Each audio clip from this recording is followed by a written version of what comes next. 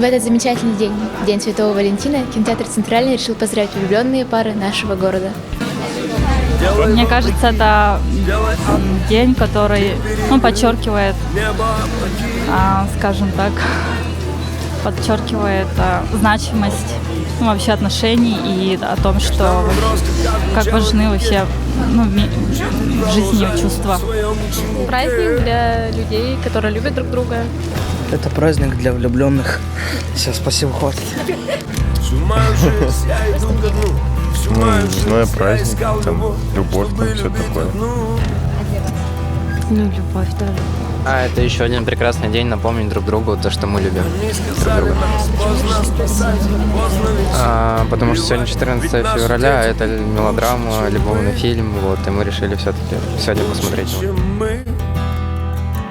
Лучше, чем мы, когда меня не станет, я буду петь голосами моих детей и голосами их детей.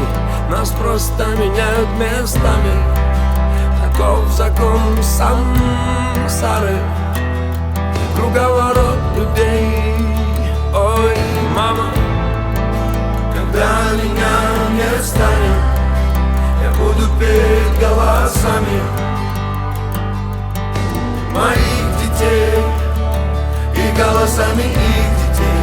Нас просто меняют местами, таков закон сансары, круговорот людей. Ой, мама, нас не стереть, мы живем на зло.